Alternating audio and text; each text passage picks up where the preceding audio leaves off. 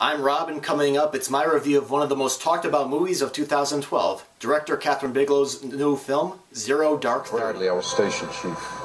Nice to meet you. You too, sir. You don't think she's a little young for the hard stuff?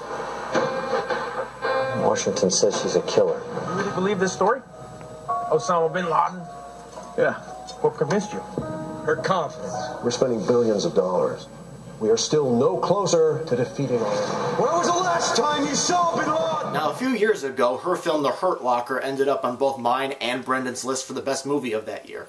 And now she's back with another film that's set in the same period. It's supposedly based on true events. And I thought the film was a gripping and sometimes disturbing film that has both been praised and criticized and has caused a bit of controversy. It was released in a limited release at the end of the year, but it did not get a wide release until this January, and now I have finally had a chance to see it. And the movie is set over the course of almost a decade, and it follows Maya. She's played by Jessica Chastain. She's a CIA operative, and the film follows her hunt for the Al-Qaeda terrorist leader Osama bin Laden. Now, Zero Dark 30 I thought was a very well acted, shot, and directed film, and I enjoyed following some of these characters on this journey, beginning with the September 11th attacks, right through to the dramatic, suspenseful end as we look at the measures that were taken, the missteps, the false leads, and of course the uncertainties.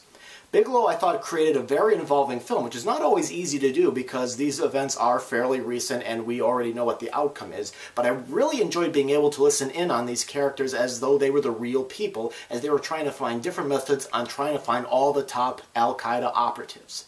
The film also uses news footage from the different bombings that were claimed to have been done by Al-Qaeda that took place in between these two events.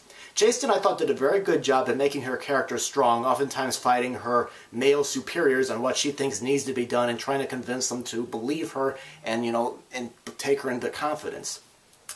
Now, while I thought that the character development for most of the cast wasn't quite as strong as The Hurt Locker, and I did not find the film to be quite as suspenseful as everyone else seems to have, I thought that Zero Dark 30 was a very challenging film that features all sorts of topics that people will be talking about as they leave the theater. And I also liked all the creative ways that Bigelow shot this film, and I liked how the film built up to the end. So overall, I give Zero Dark 30 a see it in theaters rating.